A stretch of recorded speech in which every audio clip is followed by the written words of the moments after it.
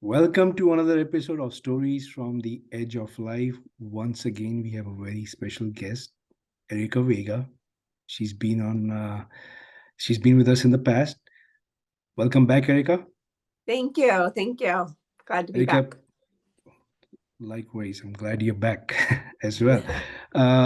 Would you mind introducing yourself to our audience once again? Sure. So I am a mother of three / nurse practitioner in palliative care, and years of experience as a bedside nurse in oncology.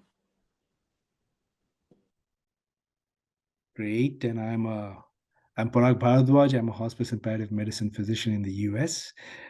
So, Erica, last time when we had a discussion with you, you spoke about your professional journey.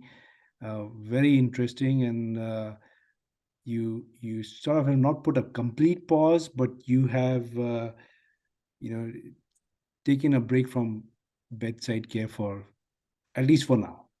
Right. Right. And it's a very unique decision that you made. Not everybody is able to make that decision in that particular point in the phase in their lives. You were very young. You had your first child when you're like, hey, what are my priorities? uh, what is most important to me, right? I'm Right. assuming those were the kind of questions going through your mind. So can you sort of give us a glimpse of what was going on that made you make such a big decision in your life? Yeah. So I made the decision, after my second child was born. When my first daughter was born, I went back to work after 3 months of being home with her. And that was challenging, but I was also very much looking forward to working with patients again. And I didn't realize how much I was missing out on until I was, alone with her every Saturday. Alone because um, my husband wasn't home on Saturdays.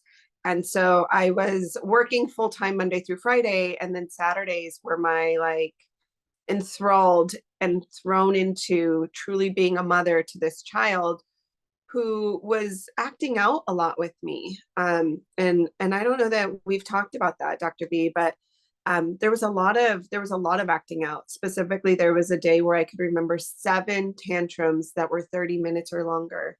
And I was in a corner crying, thinking, I can't do this. I don't know how to be a mom. And over time, it didn't necessarily improve. That continued. And it was really hard for me to be a mom. And when I was pregnant with my second, I was like, there's no way I'm going to be a stay-at-home mom. I can't handle it. It's way too hard. I can't do that. I will definitely come back, but it's going to be part-time. So, fast forward, I have my second daughter. I've been home for 4 or 5 months, and I have a conversation with my boss about, I want to come back part-time. And he said it wasn't an option. It was not an easy decision for me to decide to stay home, because staying home was very, very hard for me. There were too many days of yelling and raising my voice and just not being the mom that I wanted to be. And it was very, very challenging to decide to, talking with my husband, he said, if you want to stay home, that is an option for you. And part of me was trying to find a way to not, and part of me was jumping at the opportunity to stay home. And the part of me that was jumping at the opportunity to stay home, I think, was the part of me who had had a lot of experiences with the patients that I had cared for over the years, who knew family is number one. Money is always going to be there to be made. Taking care of patients will always be an option, but family has to be number one. I think I convinced myself that my first daughter really needed me to be home more in order for us to connect on another level, in order for us to not always be clashing and butting heads the way that we were.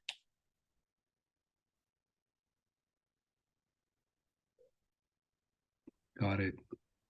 Now, tell us how much did what uh, you were doing at work and what you had experienced with your patients influence that decision?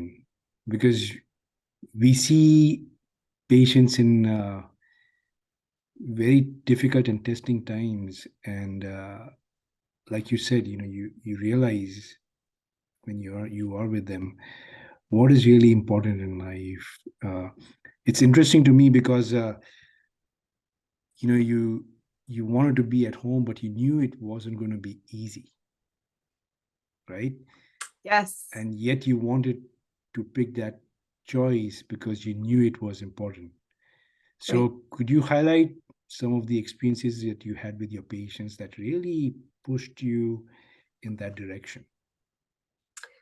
There were so many different scenarios that I would see as a bedside nurse, right? Or even, as a nurse practitioner, but bedside, I was inpatient. So I was seeing patients who potentially were there by themselves for days on end, because their family couldn't be there, either because they had to work or they just didn't have the relationships of people who were going to make them a priority during their time of diagnoses, right? Um, and again, the need to work varies from family to family. Um, so some, there would be people who would come to visit them for an hour or two after they got off of work, and they would attend to their loved one, whether it's family or friend. And then, they were alone again. And then the ones that stick out the most to me were the ones who were so deeply loved by their family and friends, who always had somebody there with them. They were important to the point of, who knows what they were needing to do on the back end to be there for their loved one. Somebody was always there with them. And I can think of, there's a handful of patients that I feel like will forever stick with me. One in particular, his wife, she was there all the time, every admission. She, of course, she would have moments when she would leave, and she would even do great self-care, and she would go to the tanning beds, or she would go and have dinner with a friend, or she would, she incorporated self-care for her. But her man, she referred to him as Superman. Her Superman was number one priority for her. I didn't necessarily grow up in a family where that was the sense. Um, so seeing that as a nurse, seeing how important loved ones were to others, was kind of like an explosion in my mind, and a huge reality of what I would want for my future family. Um, for somebody to know how important they are during really challenging times is priceless. There is no price that you could put on that. Um, so I think that, when I think of why I made the decision I did, those are the scenarios that come up for me. Is when somebody is very, very sick and needing emotional, physical support in a situation like a cancer diagnosis, it is so key for them to feel loved and to feel cared for. And then for me, that translates to, me and my daughter are having so many misses, right? We were clashing so much. Something's wrong. She needs me more. She needs me more than the patients need me. And so that was the deciding factor for me. That was, the huge bulletin in my life of what kind of, it was very clear to me that she needed me. I knew it was going to be so, so hard, but I knew that I could do it for her. All right, Erica, are you okay with us continuing with the interview? I'm good. All right, just checking. Yeah. Yeah, thanks for being so open and honest about your journey. And it's not easy. It's not easy. We all have a facade that is expected to be put up right by society, and here you are bearing it all for us and our audience. So thank you. The um I think what you were actually getting us towards is, and I don't want to you know use my words. I think they should come from you, because I think what you were going to say is, what is it that matters most in life? What is most important? Feeling loved, feeling cared for, knowing that you're important to somebody. I mean, I think that's the most important thing in life, that you're not alone. I think it's so important. Think about society. How different would it be if more people just felt loved and cared for and felt seen and felt not alone? Right. And I think we experience situations where patients were by themselves, hiding under the blanket in the hospital, Yeah, and just waiting for their loved ones to come and spend some time with them. And no fault of their family members. Sometimes right. they were just caught up in wanting to provide the best for their loved ones who were now in the hospital, so they needed to go to their job. And I'm sure it was very difficult for them as well. Exactly. I think, there's everybody has a different story, a different situation. I think also it's, when you have to go to the hospital to see your loved one, that can be really hard for people. That can be too hard for people. And it's a reality that maybe they're not willing or able to process. Everybody's psychological ability to handle things is different. And it's not just I have to go to work. There's so many components that contribute whether or not you're able to go and sit by somebody's bedside who's in the hospital. It may be too triggering for you. Maybe maybe now you're a single parent at home trying to manage everything, and you've got all the kids' activities, and you're trying to, keep the kids' activities as normal as possible for them. And you don't have extra child support so that you could walk away and go and be with your loved one in the hospital, right? Like there's just so many scenarios. It's not just, you're choosing to not go. Maybe you can't, maybe you going and you're just gonna sit there and cry at the bedside. That's not going to be helpful for anybody, right? So there's so many scenarios and situations that could potentially be preventing somebody from being there. For some people, the drive was just ridiculous and too long, that they could only come once a week on the weekends, or whatever. But I think for me, what was hugely impactful was when these patients did have somebody who moved heaven and high earth to be there with them, because that was absolutely their priority. And for me, that was just, and maybe I didn't realize that is the component that like truly stuck with me. I've always thought that the reason I stayed home was because, yes, because my daughter needed me, but because I was aware of how important life is.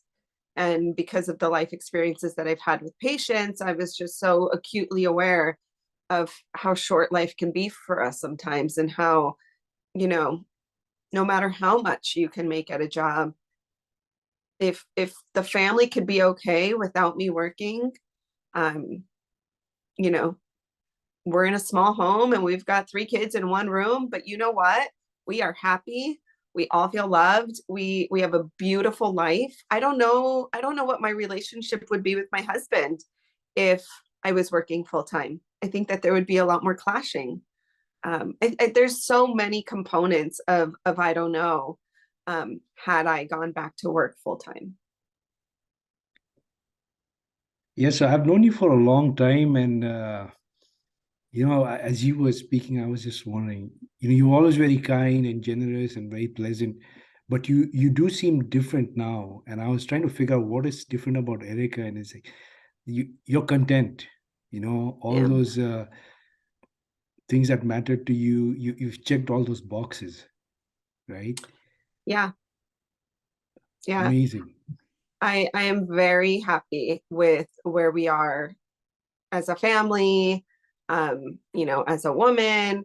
You know, I think in the previous interview we talked a little bit about how I help the community with Medicare decisions, and there's times where you really want to like, because it's a business as well, right? So you really want to like try to reach as many people as possible, and I have to remind myself my family's my priority. Making the meals for my family, picking the kids up, being there with them, helping with homework, that is priority. So if I don't hit certain goals or whatnot, for helping the community with their Medicare decisions, that's okay, because that's not priority. Yes, there's so many people who could benefit from me being the ones to help them versus anybody else. But I always remind myself family is priority, family is priority, family is priority. And when I put my family as my priority, I'm able to be very happy and content with everything else. When I'm able to just kind of remind myself where my priority is.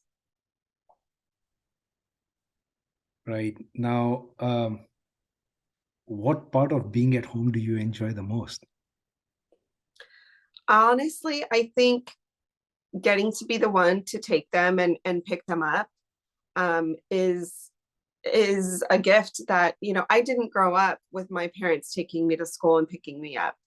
And I don't think that that was like all that life altering as a child. I feel like as long as if we had a nanny or somebody who was picking them up, they would be totally happy, they'd be fine. But it's a me thing, it's me. It's we I play this game with the girls when I pick them up. As we walk to the van, um, I'm holding each one of their hands and we play, it's called the crack game, which sounds horrible, but really it's don't step on the cracks. And I try to maneuver them in ways where they could potentially step on a crack, and then mommy wins. And it's this whole game that they literally live for after getting out of school, that we all get to enjoy. I get to hold both of my girls by the hand and feel those little hands in mine, and we get to play this game that they're just thrilled about and love. And that only lasts for so long. I don't see them being teenagers playing the crack game with me. Who knows, maybe next month it's going to have to be something completely different. But I like to be the one who knows what they want, what they like, all the things. I remember when we had a nanny who was taking care of my oldest, and I was away at work all the time. She knew my daughter better than I did, and the pride of me, um, made that very challenging. Like, you shouldn't know my daughter better. I should know my daughter better. And then the whole thought process of, well, she's with her more, right? She loves her more. That hurt. That was really hard to be okay with. I wasn't okay with it, especially when we would clash so much on Saturdays. Um, that was really hard to know that somebody else knew my daughter better. Now nobody knows my kids better than I do, and I take a lot of pride with that, for sure. So I think that is probably my favorite part, is knowing my kids better than anybody is the biggest gift I could gift myself, because that's what I did. I gave myself that opportunity. I'm sure they appreciate it too. The striking thing to me was, when I asked you what is uh, what do you enjoy the most being at home? It's a simple thing, right? Mhm. And I think that's the key, right? It's the simple things in life that people value the most. And Exactly. yeah, and when we had patients, I remember they would tell me, you know, what they were willing to give up to just feel comfortable, um, things that we take for granted every moment in Yes. our lives. I mean, they just wanted to be able to go outside sometimes, but their immune systems would not allow that. Their symptoms, their condition would not allow for them to go outside. So many times you would hear patients just, talking about wanting to go outside, looking out the window, and you realize I get to leave here every single day and I get to go home, I get to get in my car, I get to either go to dinner with a friend or do what I want, and they don't have that option right now.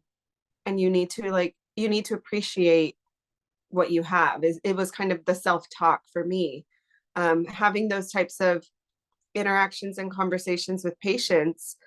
It really, the honking on the way home in that horrible traffic that is LA, um, it didn't bother me. I'm sorry that you're honking. Like, I wish that you could view life a little differently because you wouldn't be honking right now. It wouldn't bother you so much. But I quickly realized that my perspective on what was important shifted very early on in my nursing career. Right. And I recall there was a patient, perhaps we might have taken care of this patient together. His thing was, now that you mentioned, he just wanted to go out. He just wanted to feel the breeze hitting his face. Such a simple thing. Mm-hmm. And it was huge for him. Yeah. Now, anything that we've missed, Erica, that you would like to share with the audience? I think those are real great pearls of wisdom. Anything else that you want to convey to our audience as to, what you've experienced, or perhaps advise them how they should live their lives? I think the biggest thing for me to share with anybody is to truly get to know yourself, get to know what's important to you, and not worry so much about what other people are going to think or say about your decisions. Um, Oftentimes we worry about friends and family and mentors. What are they going to think of me? They've helped me get to this certain point, and here I am walking away from it all. Okay, well, first of all, if it's a degree, you're not walking away from it. You're just, it's still there. That master's degree for me is never going to be gone. Yes, it may be a little more challenging for me to find the ideal job when I'm ready to go back to work. But the truth is, I know that what I'm doing right now for my family is the right thing for us. I've had people make comments. I've definitely overthought many times about what are they going to think of me when I, do X, Y, or Z, whether it's walking away from nursing for a little while or getting on social media talking about Medicare. But the truth is, if you align yourself with good, if you align your actions with what's good for you in your life, that's all that matters. And worrying less about what people are going to think or what people are going to say, the sooner you can learn that, the better for your life. You don't want to wait till you're in your 50s to finally decide that you don't care what people think. I think the earlier you can learn that, the better. Fantastic. Um, when you were younger, when you started your job as a nurse, did you really were you really very conscious about what other people would think about your decisions and you? I think, it was not necessarily my initial being.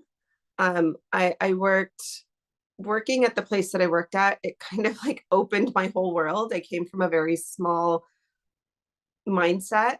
The the place that I worked at was just like kind of mind blowing on so many levels with all the exposure that I got to cultures and ways of living. I was actually teased for not knowing what Tiffany's brand was, the Tiffany's jewelry. Um, and I remember thinking, like, really, like that's important to you that I know this brand. So I kind of feel like depending on who you hang with, you may or may not worry about what people think. Um, I went through a phase where I probably worried a little, but I don't worry anymore. Um, I don't think I worried going into the job. It was more my exposure of being there and being around different types of people that influenced me to care about what people thought. Um, or I don't know, maybe I would have felt that way anywhere else just because of my age. But I don't know. I think I'm very happy with where I'm at now as far as my confidence in my decision making.